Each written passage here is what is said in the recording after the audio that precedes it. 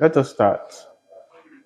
So today we'll take a look at some more concepts on Greek drama.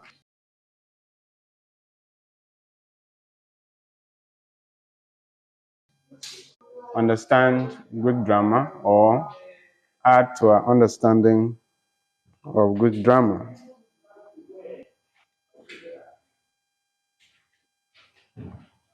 Some of them are prologue,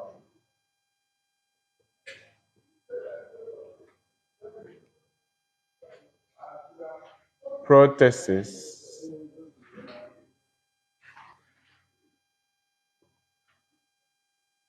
epithesis,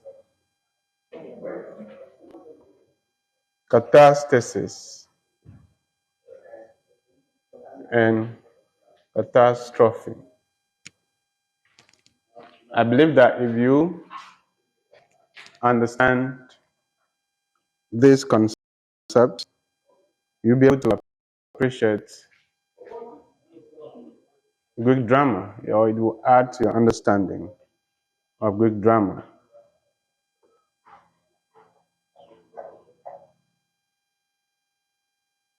So, prologue is usually the introductory part of the play.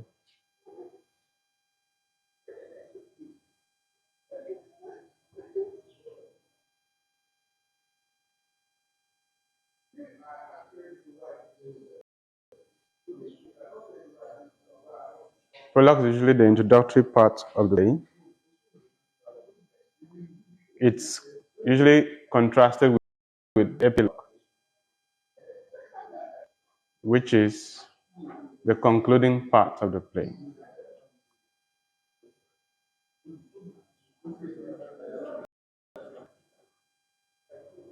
Apart from that, you have the prothesis. Prothesis. In Greek drama, prothesis refers to the introductory part of a play, usually the first act. The introductory part of a play, usually the first act. Prothesis is the introductory part of the play, usually the first act. It was coined by the 4th century Roman grammarian, Aelius Donatus. Aelius Donatus coined the prothesis.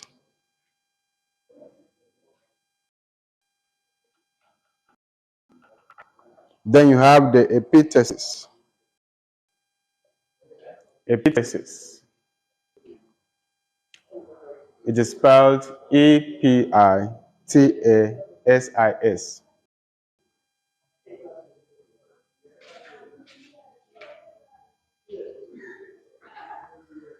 This refers to the main action of a play, in which the trials and the tribulations of the main character increase and build towards a climax.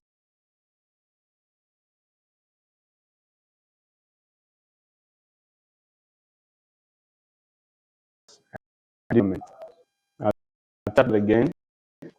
Epithesis is the main action of a play. It deals with the trials and tribulations of the hero, usually the hero, and leads towards the climax and denouement. And leads towards the climax and denouement.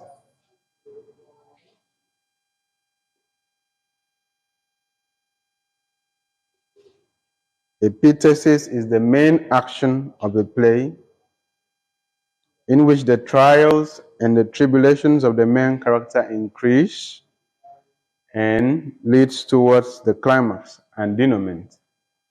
Climax, the peak of action, and denouement, resolution.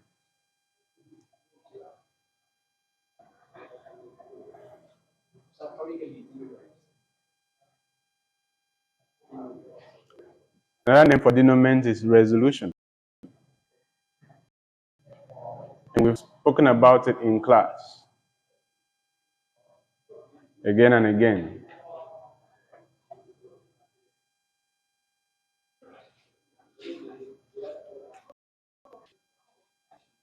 Then you have catastasis. Catastasis.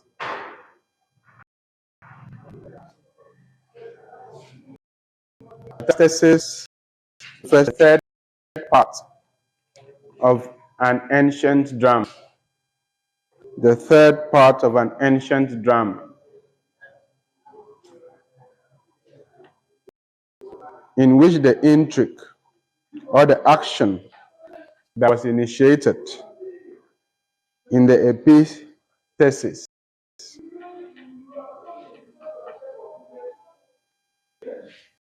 in which the intrigue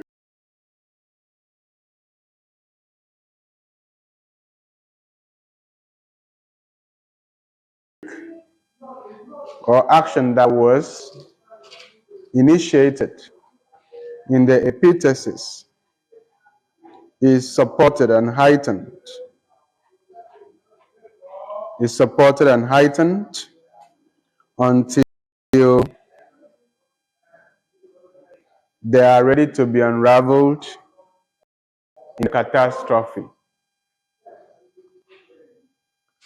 Catastasis is the third part of the Greek drama, in which the intrigue or action that was initiated in the epithesis is supported and heightened until they are ready to be unraveled in the catastrophe.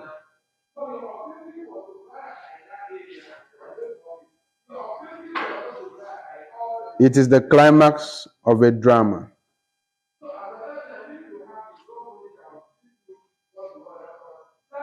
It is the climax of a drama. Catastasis, the third part of an ancient drama in which the intrigue or action initiated in the epithesis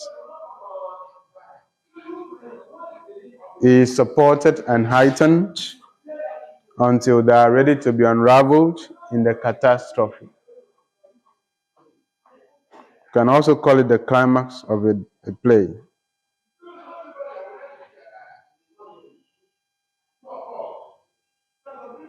Let's look at catastrophe.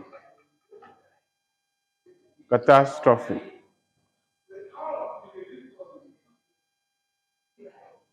Catastrophe. Catastrophe refers to the part in Greek tragedy, in which the hero suffers ultimate reversal.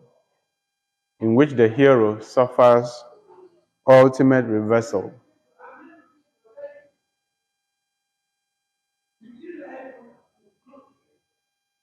Catastrophe is the part in Greek tragedy in which the hero suffers ultimate reversal or peripetia or sudden misfortune of the hero.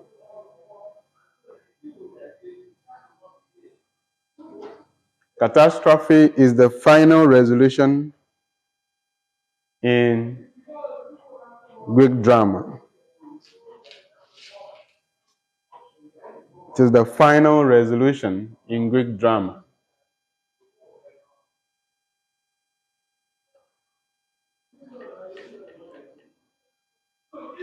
It is the final action that completes the unraveling of the plot in a play. Basically or specifically in a tragedy.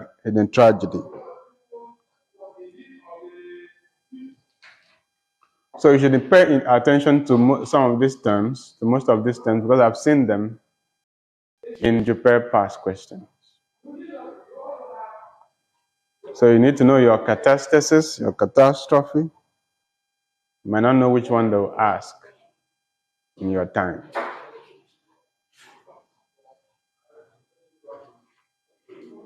So let us look at Greek comedy.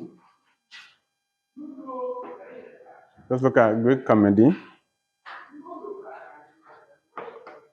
especially terms that are related to Greek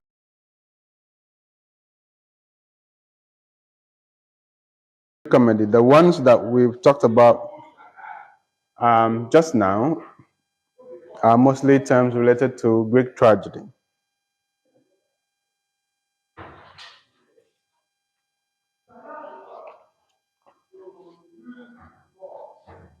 So basically, Greek comedy has 6 parts. 6 parts. Has a 6-part structure. The Greek comedy has a 6-part structure.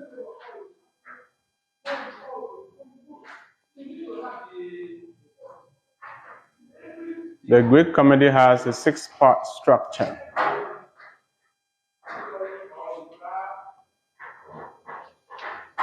First, you have the introduction. You have the introduction.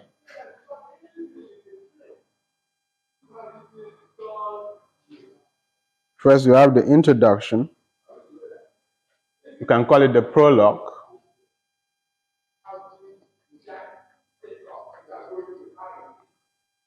The prologue is usually spoken by the chorus. It could be 1 or 2 characters that make up the chorus.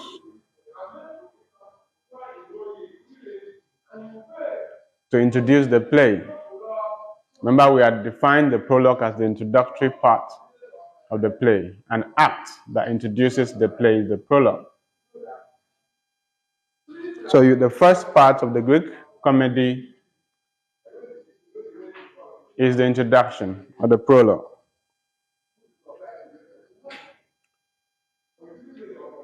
So in the prologue, the substance of the play is explained.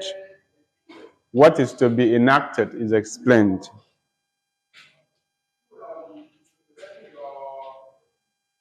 The subject matter of the play is explained or introduced in the prologue. Then you have the paradox. The paradox.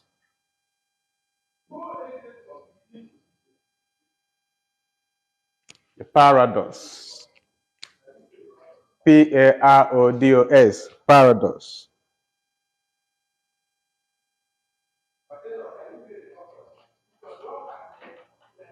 The paradox is sung by the chorus as it enters the orchestra and dances. Paradox refers to the song sung by the chorus as it enters the orchestra and dances.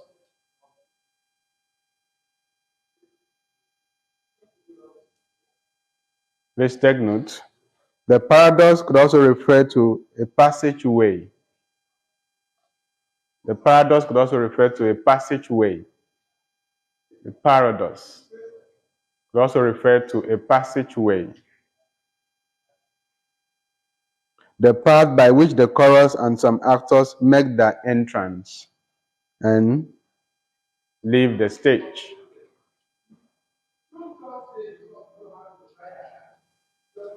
So the paradox refers to the entrance of the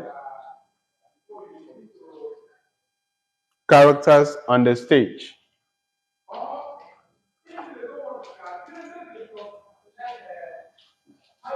The paradox is sung as actors,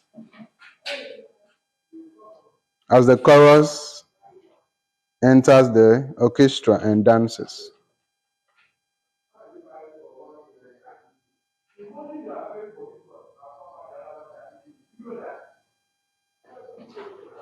Then you have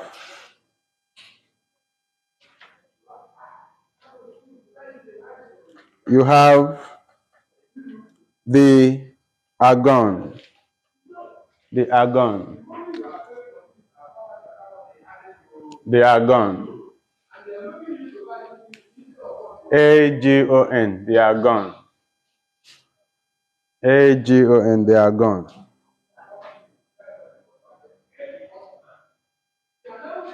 In Greek drama, the agon refers to conflict.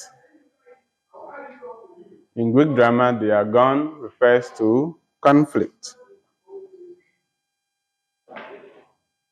or contest. In Greek drama, the agon, A-G-O-N, refers to conflict or contest. Or contest. It is usually rendered in the form of a debate between two persons or two parties. The agon, A-G-O-N, refers to conflict or contest in Greek drama.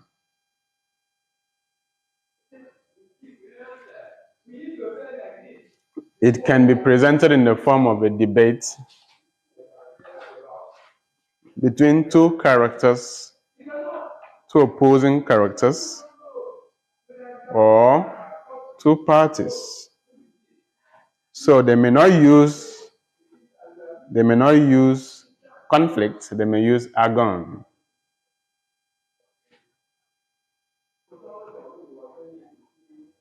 They may not use conflict, they may use agon. So you take note of that. And then you have the parabasis. The parabasis. Parabasis. Parabasis. P-A-R-A-B-A-S-I-S.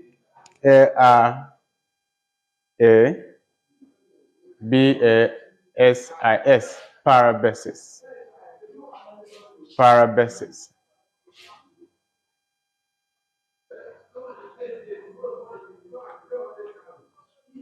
This is the address made by the chorus to the audience. This is the address made by the chorus to the audience on the relevant themes of the play.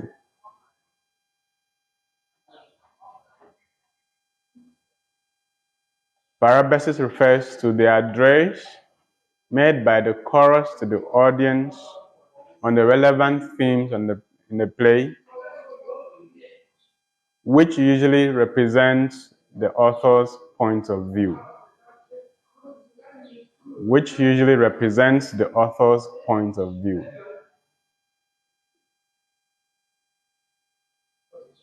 The parabasis is the creative way for the author to inject his point of view into the play.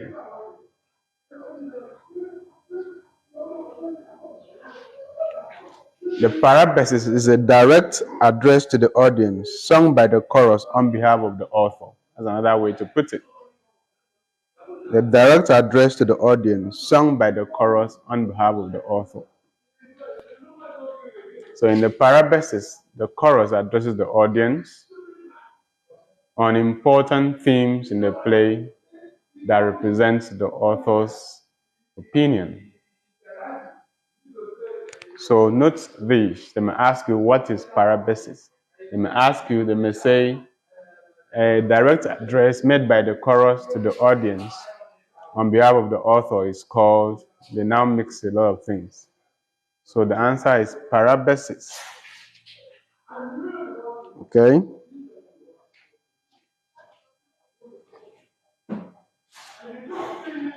The drama usually ends with farcical scenes and a final banquet or wedding, depending on the conflict in the play. Usually ends with what? A farcical scene. Farcical. Typical of a farce.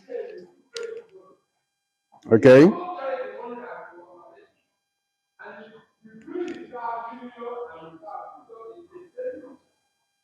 So after the paradox, hope you remember what the paradox is. So after the paradox, you have the first episode. Greek drama is usually presented in episodes. All right?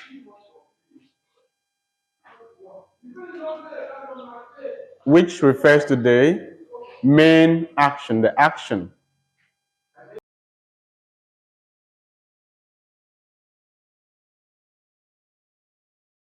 The main act, all right, characterized by a dialogue between the chorus and the characters.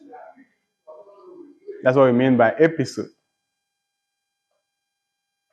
So you have the first episode as the drama has begun. And the episode is marked by an interaction between the chorus and the characters. That's the main drama. Okay, so you have the first episode, all right? And then after that, you have the first testament. First testament. First testament. I told you that this is more advanced than your O level. So you have to be flexible and you have to be ready to move on with us. And I hope you've seen the past questions too. So the first testimony, if you don't call it testimony, you call it choral ode. Choral ode. Ode. Choral ode. The first testimony or the first choral ode. This is what follows the first episode. So in the first testament or the choral ode, the chorus dances and sings the testament. The chorus dances and sings the testament. The ode usually reflects on the things said and done in the episodes. All right? After an episode, there will be a testament where the chorus reflects on the events and the things that were done during the episode. When you read a typical Greek play, this is what you come across. So, the chorus sings and dances.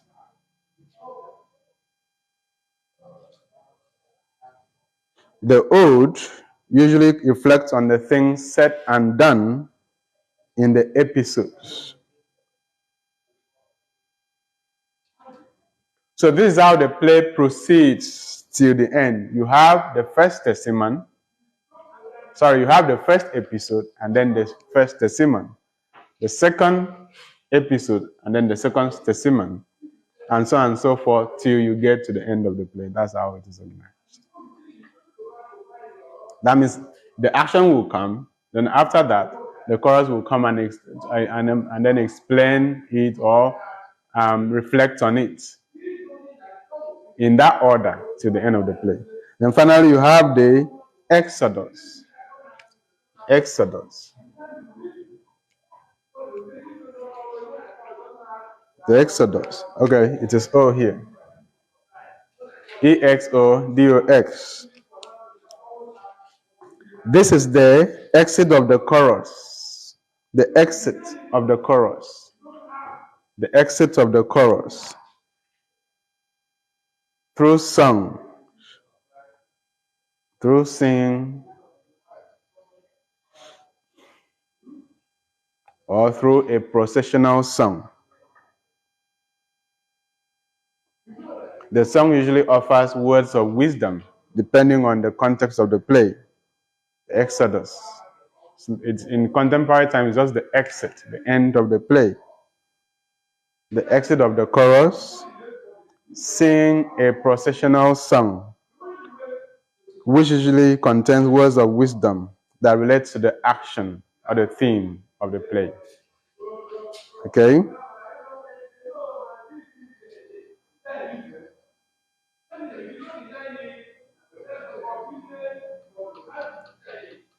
You should take down notes. That is the Exodus, and that is what brings the play to an end. An aspect of the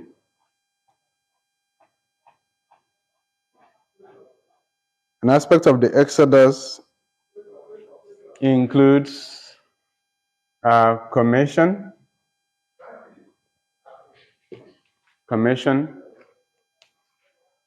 which can be said anytime the actors want to leave the stage. All right, it's a form of encouraging words as the actors leave the stage. Commission.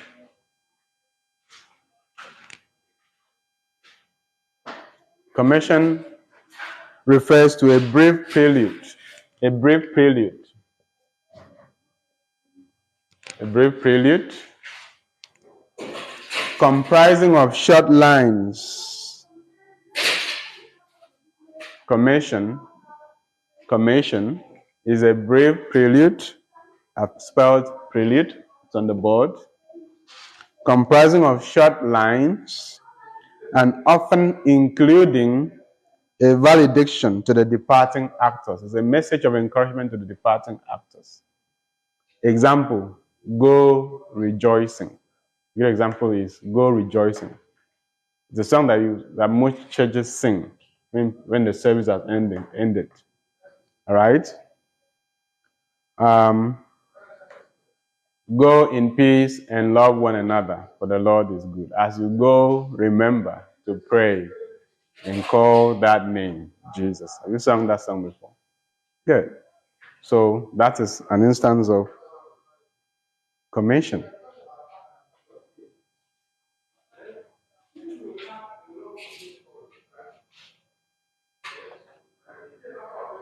So another term that we need to look at in as far as Greek drama is concerned is the ode. The ode. The ode.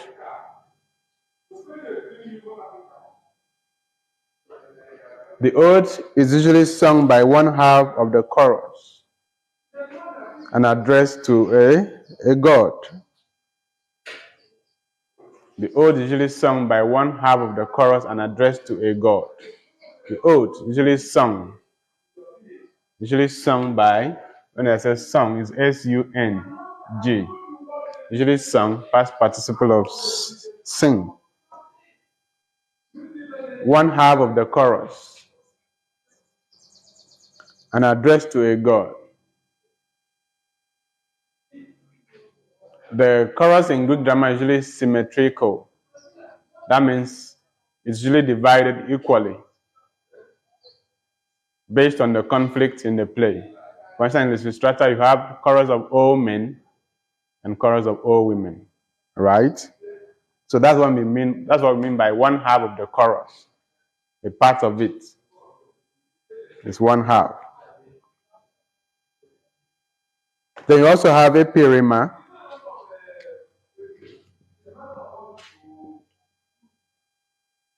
Epirima. Another name for epirima is afterword. Afterword. Afterword.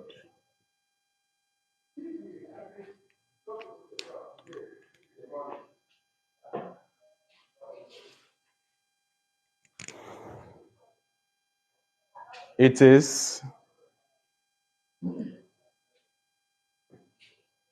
a chant. It's a chant that is full of advice, and it's usually sung by the leader of the chorus or the leader of the chorus. That's the leader of half of the chorus. And afterwards, it consists of a chant full of advice, pieces of advice, sung by the leader of the chorus. Okay? It is a satiric chant. Remember that the satyr play characterizes Greek drama, where the satyr is a human character that has the ears of a horse or a goat, right? A horse in Greek drama or goat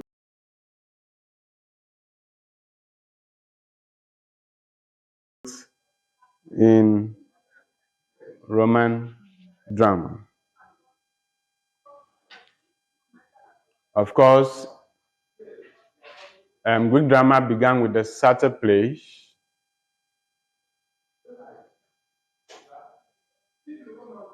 where the characters wear animal props on their heads. All right? So part human, part animal is the satyr. The satyr. The Epirema is written in trochis. As we go on, you know what all these things are. The Epirema is written in trochis. Trochis.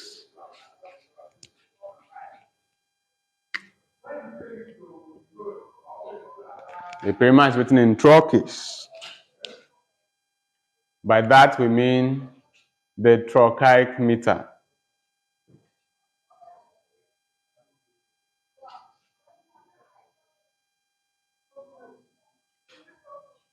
The trochaic meter is made up of one stressed syllable followed by an unstressed syllable.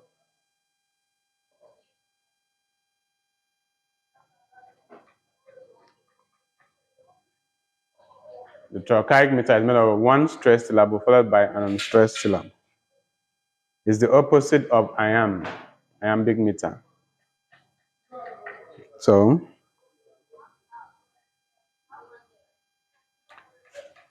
the advice is usually about contemporary issues, usually on contemporary issues. The advice is usually on contemporary issues.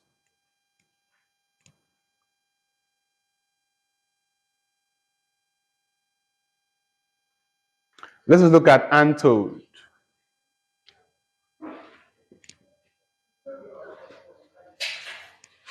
Untold. Another term they should know in Greek drama is untold. You can also call it answering ode. Also call it answering ode.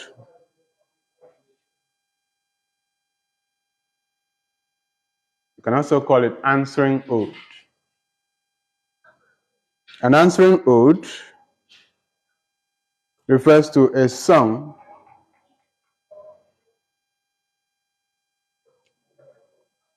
Answering ode refers to a song by the other half of the chorus in the same meter as the ode. So so somebody speaks and there is a response. Somebody speaks in the ode, and then the antode is a reply to the ode. Okay? So the antode is the answering ode. It's a response to the ode. All right?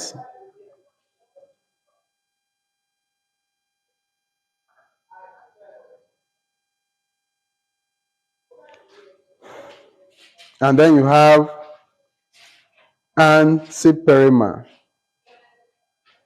Antiperima, which is also the opposite of eperima. Antiperima.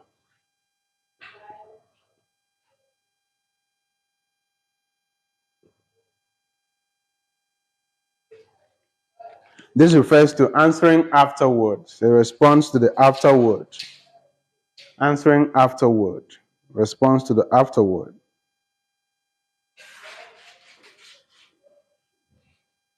Antiperima. Antiperima. Answering afterward. Don't call it antiperima.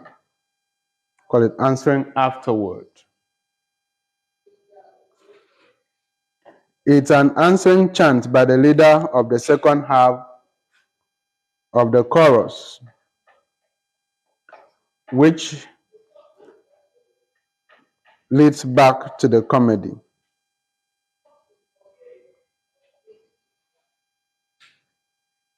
So it's a response to the eperima.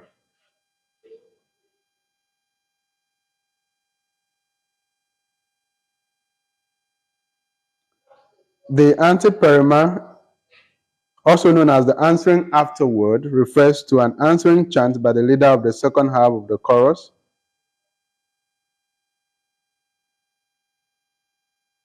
which leads back to the comedy. A typical Greek drama has between 3 to 5 episodes.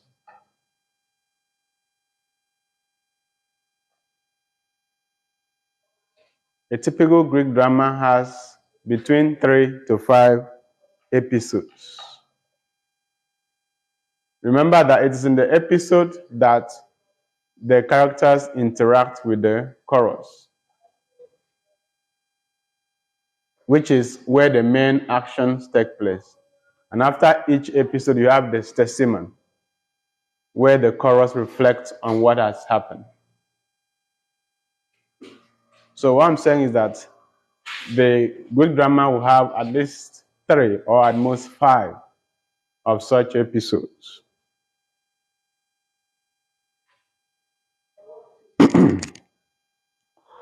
And we are told here that the interaction with the chorus can be with one character or two characters, or that is one actor or two actors. If it is one actor, then it's just with the protagonist. All right?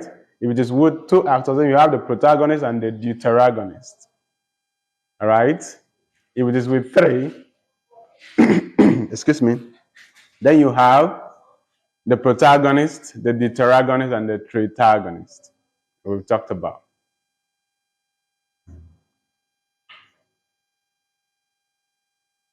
And you need to remember that the first protagonist was Thespis, that the deuteragonist was introduced by Aeschylus, and the tritagonist was introduced by Sophocles. And then finally, you have the exode, right? Exode. Exode is the exit song. Ode, whenever you hear of the word ode in Greek drama, know that it's a song, right? Because the chorus was very important in Greek drama. So the song to exit the stage constitutes the exode.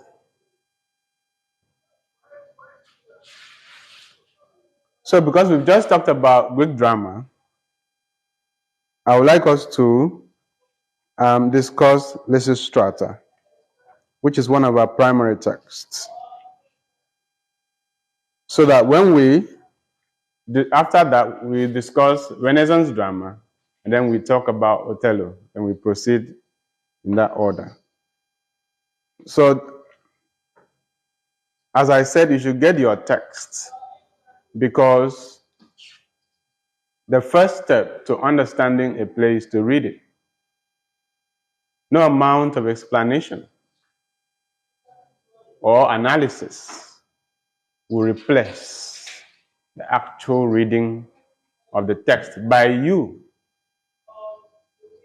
Please take note of that. No amount of analysis that you read anywhere or explanation that will be made anywhere will prevent you, will replace the reading of the text. It is why I keep emphasizing, get the text and read on your own. The analysis will be done. The plays will be studied. But without your reading them, it will have little or no effect. And that is the truth.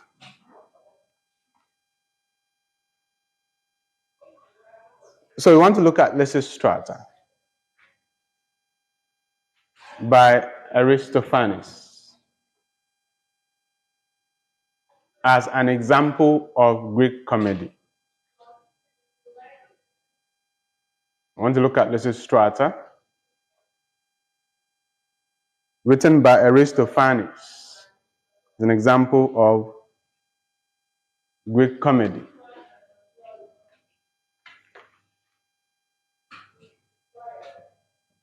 Lysistrata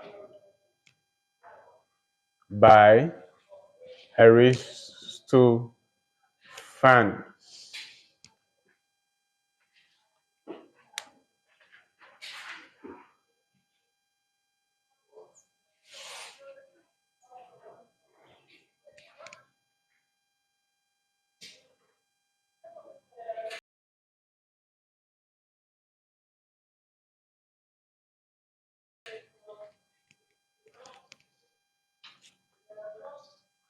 So on my website, I have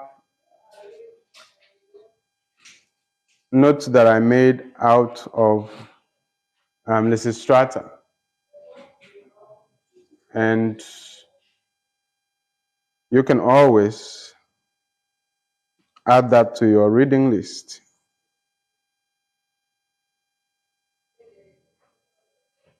So Lysistrata is an eponymous play. It's an eponymous play. Eponymous play. Lysistrata is an eponymous play. All right, eponymous. When we say that a work of art is eponymous, what we mean is that the title of the work is the same as the hero of the work. All right? When we say that the work of art is eponymous, what we mean is that the title of the work is the same, bears the same name as the hero of the work. All right? For instance, Macbeth is an eponymous work. Okay? Same as Hamlet. So you need to note all those things. So Lysistrata is an eponymous work. That means the hero of this text is Lysistrata. The hero of Lysistrata is Lysistrata. That makes the eponymous work. It is a Greek comedy. It's a Greek comedy. Lysistrata is a Greek comedy. It's a good example of a Greek comedy.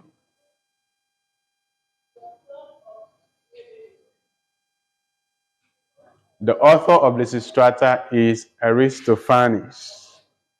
The author of Lysistrata is Aristophanes.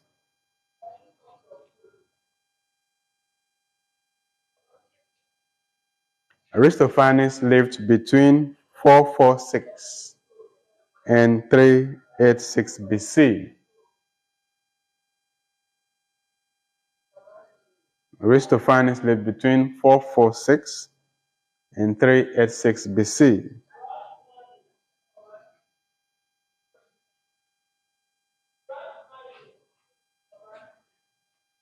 He has written or he wrote other works like The Birds, The Wasps,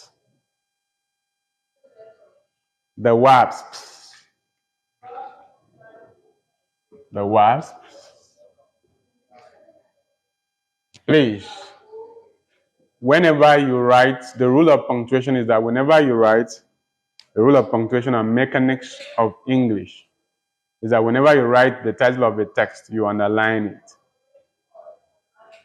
Have you heard? Whenever you write the title of a text, you underline it. If you are typing it on the computer, you italicize it. And you write the title of the text in initial capital. The wasps, the wasp, the wasps, the wasps, and then the frogs. The frogs. That's another title. The frogs. And it doesn't matter the number of times you write that title, it has to be underlined. And it has to be italicized. That's if you are typing it as italicizer. But don't underline and put it in quotation marks at the same time. That's wrong. because you're not even supposed to put title of works in a quotation mark. It's maybe a single poem. That's why you put in quotation mark. A single poem, or it's the title of a song. But the title of the whole book, you don't put it in quotation marks, simply underline. Just take note of that. Okay, so we mentioned three of Aristophanes' best known plays, apart from Lysistrata: the birds, the wasps, and the frogs. All right? So Aristophanes is best known for his comedy, and he is called the father of comedy. They may also ask you, who is the father of comedy? Who is the father of Greek comedy? Or who is the father of comedy generally? The answer is Aristophanes. Aristophanes. He is widely considered as the father of comedy.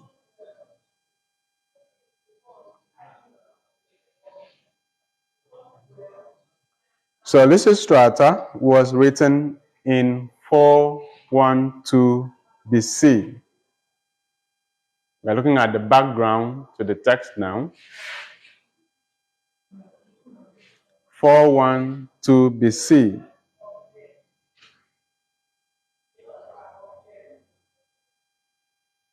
In the midst of the Peloponnesian War.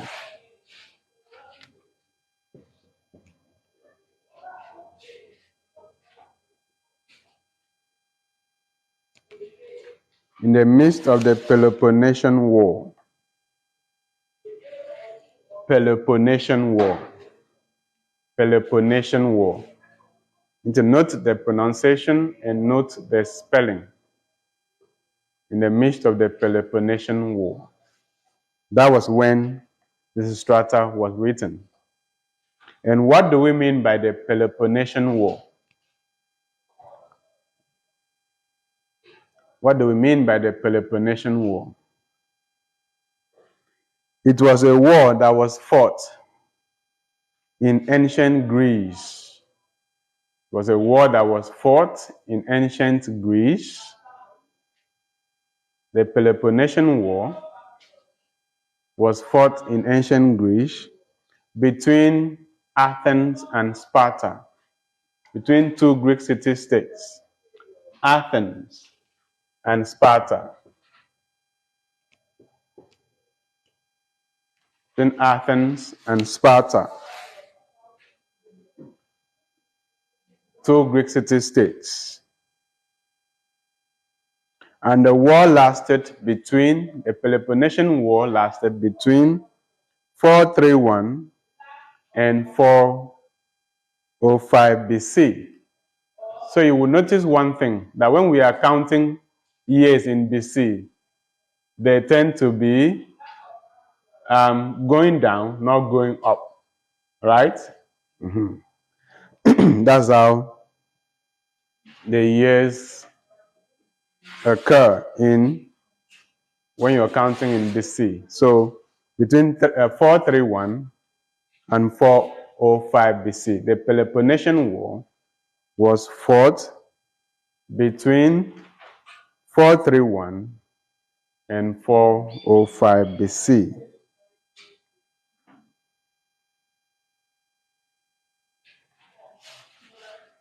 So Lysistrata was performed at the Lenai and at the great city Dionysia. Lysistrata was performed at the Lenai, Lenaea. We've talked about this before. And the great city Dionysia. When we were talking about Greek drama, we talked about the two festivals where theatrical performances usually were performed in the form of contests, where the winners won prizes. They were the Lenai and the Dionysia.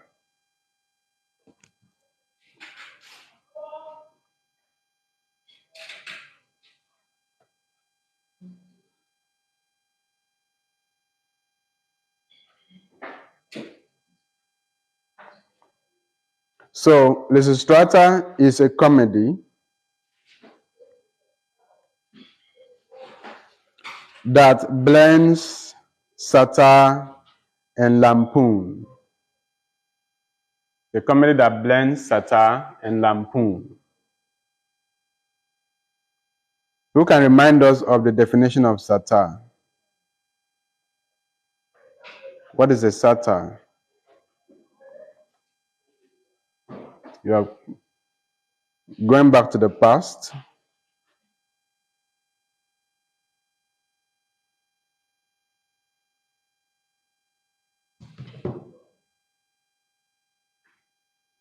Who can remind us of a definition of satire?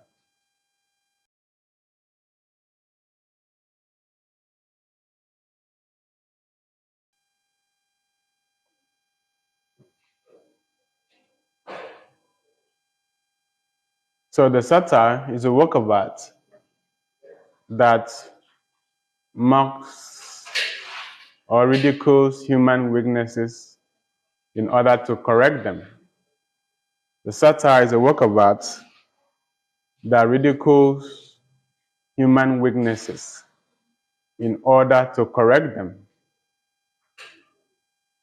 It is an aspect of comedy. We talked about it as a subtype of comedy during our discussion on comedy.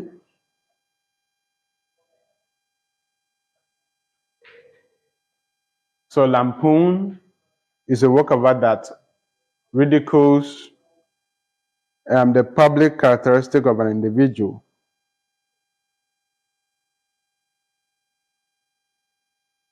It ridicules an establishment,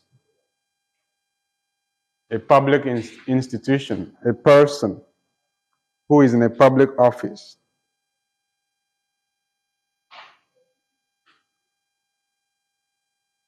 So lampoon is also a form of comedy that criticizes an individual in a public institution, in a public office, by drawing attention to their excesses, character-wise, and even through caricature, through physical attack or attack of physical features.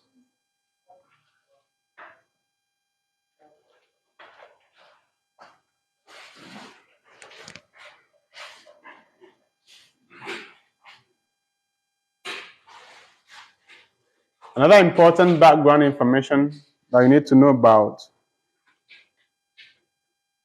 Lysistrata is that it demonstrates the importance of women in society at a time when women were not highly regarded. Lysistrata demonstrates this significant role women could play in society at a time when women were not regarded as being so important.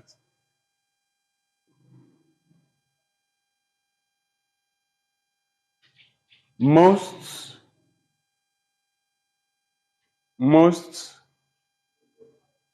ancient classical scholars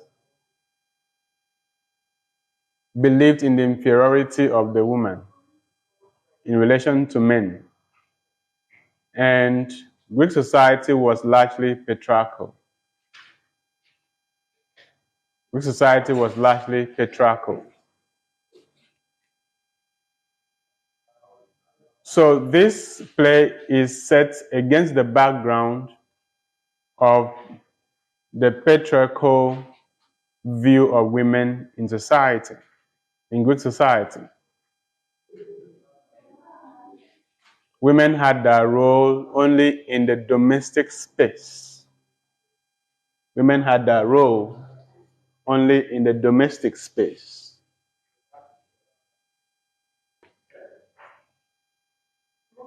Their role was limited to the house, they were not really considered as being important enough to be included in public offices or functions. So Lysistrata is a way of demonstrating that contrary to the belief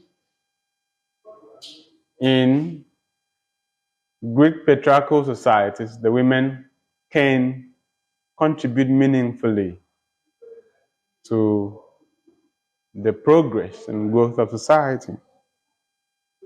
All right? This is demonstrated in the eponymous hero, Lysistrata, in terms of what she does in the play. This is demonstrated in the eponymous heroine. Of course, even if you say hero, it's still correct. Because Lysistrata, at the time when men have failed, rose to the occasion to serve society. Okay? And what did Lysistrata do? Lysistrata helped to bring an end to the Peloponnesian War. Lysistrata helped to bring an end to the Peloponnesian War by organizing the women and forcing the men to end the war. All right? Organizing the women in such a way that it forces the men to end the war, to bring the war to an end. So by this action by Lysistrata, she demonstrates that the patriarchal views,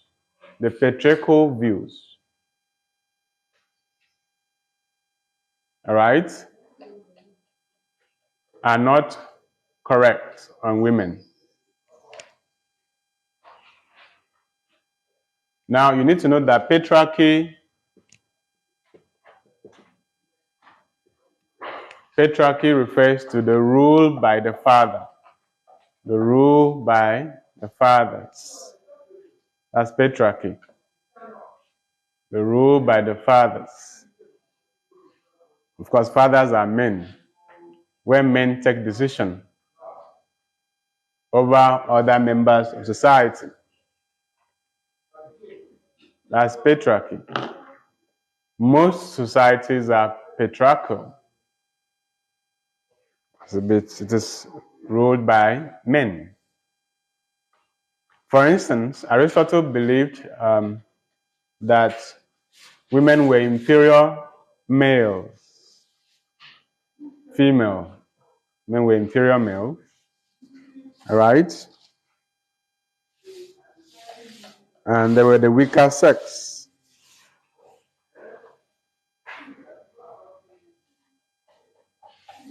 So, when the play begins, the two Greek societies, the two Greek city-states, Sparta and Athens, are in a state of war, which is the Peloponnesian War, and they're tired because the war has exhausted everyone. Right? Resources have been spent, many people have died, and yet there was no clear winner in the war. There was no clear winner of the war. So the war is a stalemate, or the war is in a stalemate. And the costs keep counting. So it is at this moment that Lysistrata rises to the occasion by bringing up a strategy that she believes will force the men to come to terms and bring the war to an end. And what is the strategy? The strategy is that the women in both Athens and Sparta should withhold sex from their husbands until they decide to end the war. So, the major theme of this play is the sex strike. The sex strike that Lysistrata enforces through her leadership in Athens and Sparta with the help of other leaders of the women to bring an end to the war.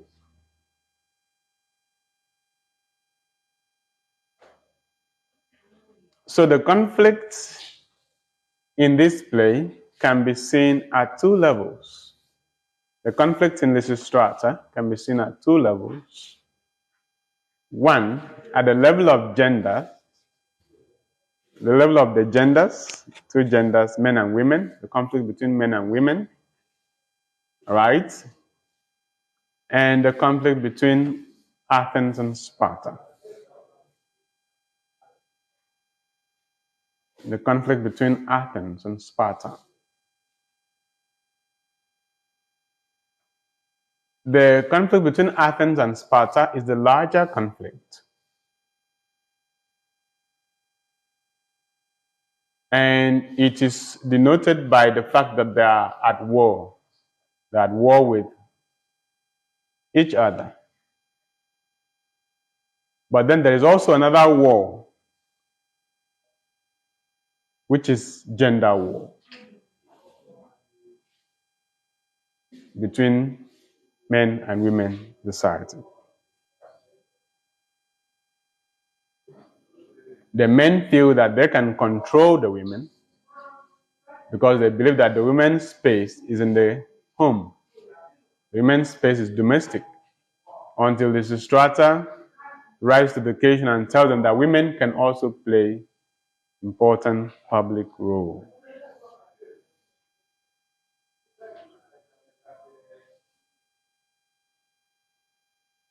So we want to look at, before we go further, we want to look at the cast of the play. It's quite lengthy, but we have to do justice because this is how we proceed in drama.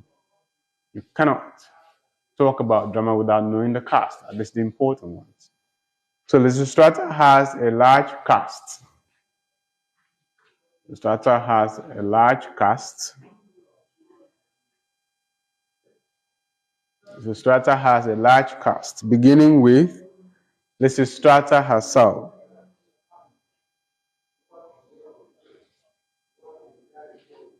Who is the heroine of the play.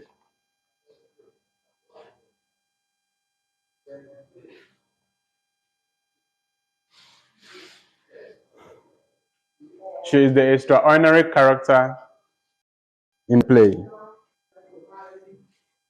She is the extraordinary character in the play. She is the extraordinary character in the play.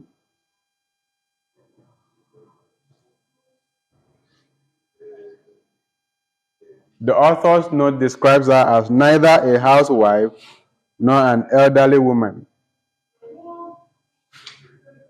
because there is no detail about her marital status. There's no detail about her marital status.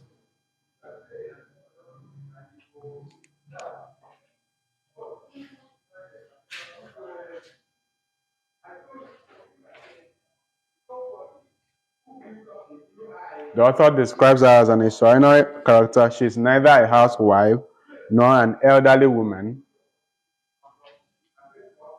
because there's no detail about her marital status. There's no detail about her age. So these are the things that make her extraordinary.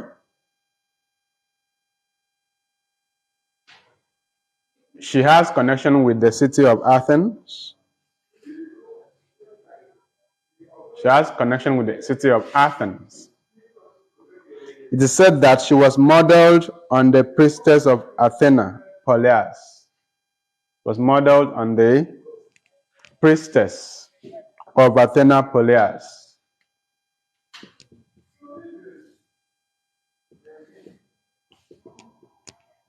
Athena, Polias, by name Lysimachie. By name Lysimachie.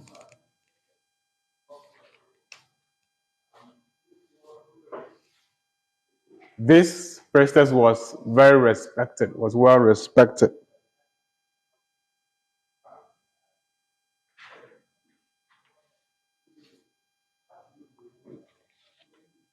So Lysistrata is the heroine of the play.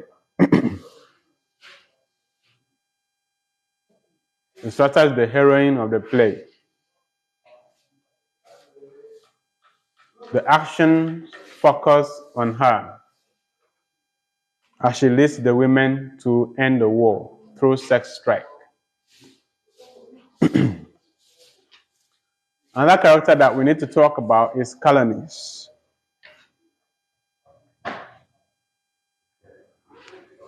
Another character that we need to talk about is Kalanice. Kalanice. It's on the board. Kalanice is Lysistrata's friend and neighbor. Kalanice is Lysistrata's friend and neighbor.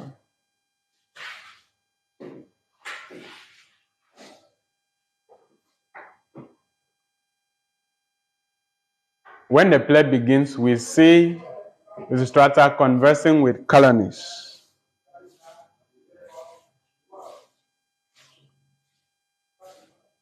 And from the dialogue, it is seen that Kalanice is a foil of Lysistrata. Because while Lysistrata believes in the strength of women, the power of women, the intellectual capacity of women, Kalanice tends to believe what the patriarchal society thinks of women. Tends to believe in what the patriarchal society thinks of women as weak, inferior, or people who lack intellectual capacity to do anything public or important. Another important character is Marina.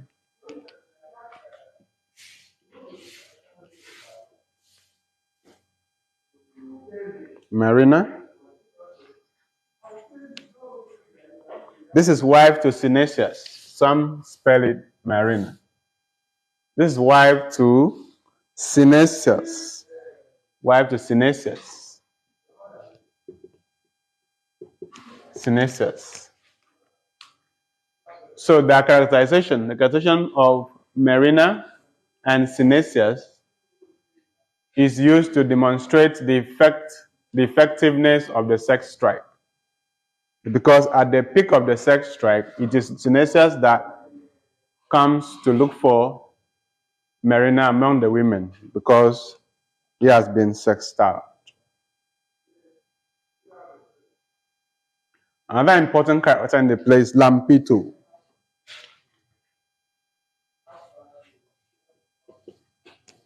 Another important character in the play is Lampito.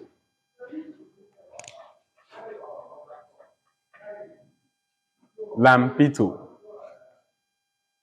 She's a woman. She is from Sparta. She is from Sparta. She is the head of the Spartan delegation. Lampito is a woman from Sparta. She is the head of the Spartan delegation. She leads the women of Sparta to the meeting that Lysistrata calls. All right? In Athens. Lampito is described as strong and beautiful. Lampito is described as strong and beautiful.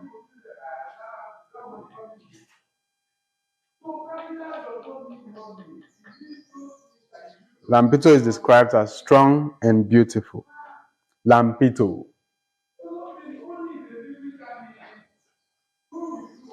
So a characterization helps us to know that women are not weak. All right? Then another important character in the play is magistrate. Magistrate. He represents patriarchy. Magistrate. He represents patriarchy and presents the views of men, the views of the elders, what men think of women in society. Magistrate. And is one of the one of the elders.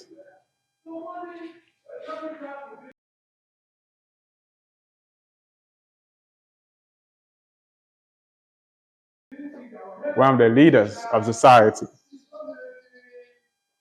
So he represents patriarchy in the play.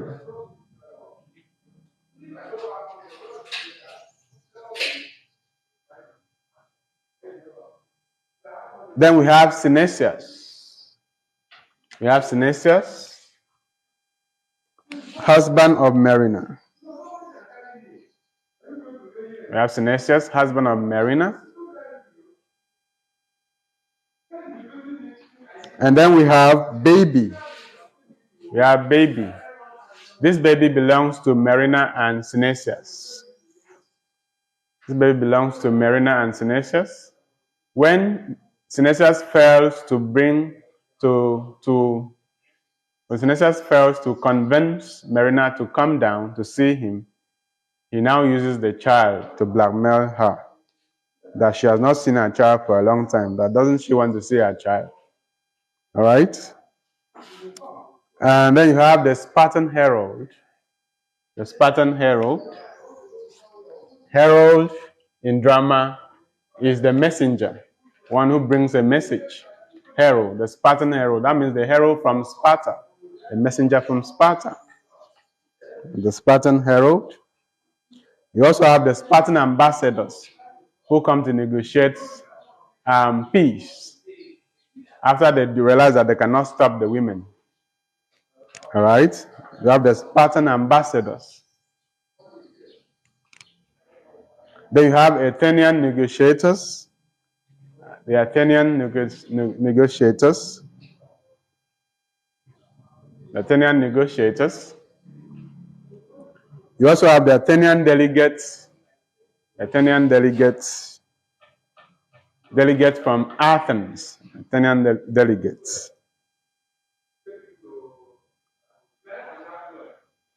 We have two layabouts, two common characters. You know, in a society where you have highly placed people, you also have common people. You also have people who are not so useful to society. All right? We have a doorkeeper. We have two diners, D-I-N-E-R-S, people who eat. All right? We have 5 young women. We have 5 young women.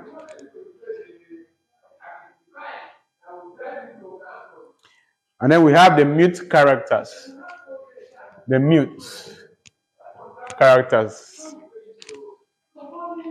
That are mentioned as characters, but they don't speak. The mute characters. We have the mute characters. For instance, one of them is Ismenia. One of the mute characters is Ismenia. Ismenia, R-S-M-E-N-I-A. Then we have Corinthian woman, also a mute character, does not speak. It's mentioned, but does not speak.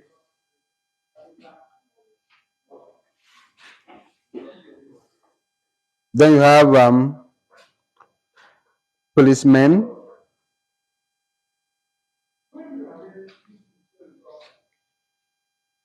And the others.